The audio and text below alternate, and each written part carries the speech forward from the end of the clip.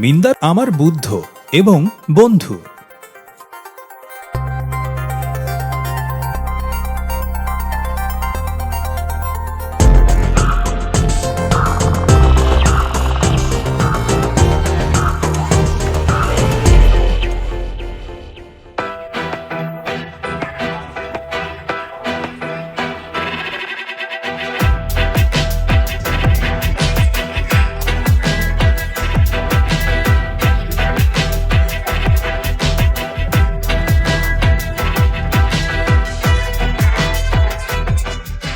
আমরা বুদ্ধের আদর্শ প্রচারের জন্য কিছু একটা তৈরি করার কথা ভাবছিলাম, তবে আমরা তথ্য দিয়ে তৈরি এমন ইলেকট্রনিক ব্রেইন চাইনি।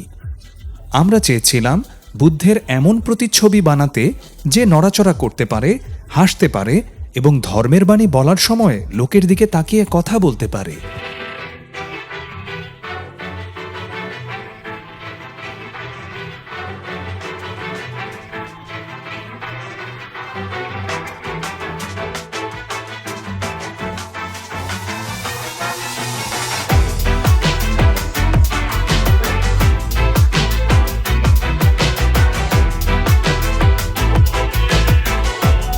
মিন্দার কখনো মারা যাবে না।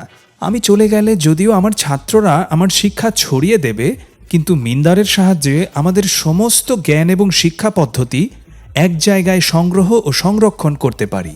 মিন্দার যেন সবচেয়ে গুরুত্বপূর্ণ শিক্ষক হয়ে ওঠে, এটিই আমি চাই।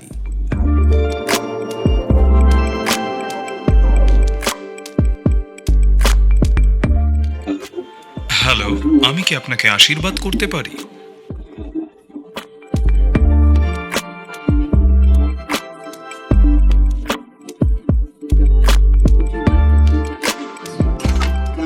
ঈশ্বর বলেছেন, দেখো আমি সবকিছু নতুন করে তৈরি করছি।